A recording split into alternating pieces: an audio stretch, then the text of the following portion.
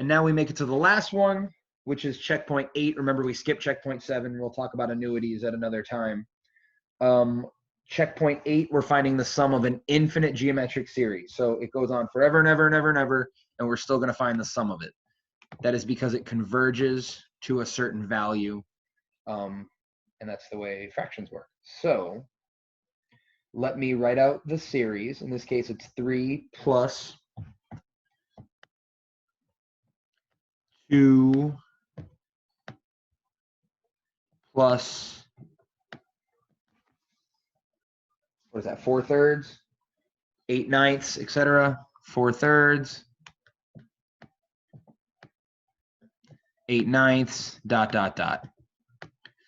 So the formula that we established in the notes, which you should become familiar with, remember, because we're not looking for a partial sum, we're not looking for Sn, we're looking for the infinite sum. We're looking for the sum of all the numbers. So the formula we use for that is the sum is equal to A1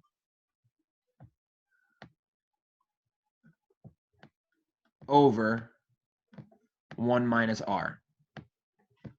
That R to the nth power term goes away because when your common ratio is in between -1 and 1, that number just converges to 0.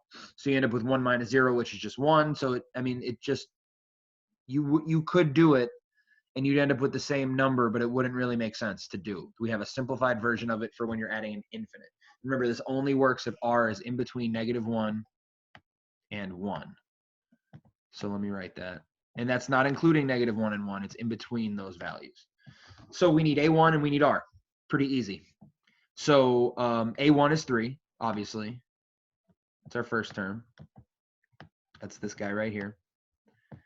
And then in order to find R, remember, we just divide. We divide any two terms that are consecutive, the second term by the first. So I could do 8/9 divided by 4/3, or 4/3 divided by 2, or in this case, I'll do 2 divided by 2/3, or 2 divided by 3, and that'll give me 2/3. So that is my common ratio, which of course is in between -1 and 1.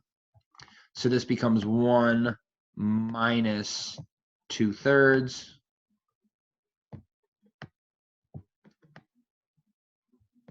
That's really ugly, I'm sorry. 1 minus, this isn't going to help, but I'm going to do it anyways. Now, if I were to actually do the math, 1 minus 2/3 would be 1/3.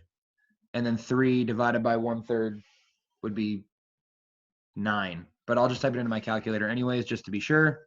3 divided by 1 minus 2/3. Like, you can literally type it in exactly as you see it, and it'll give you the answer, 9.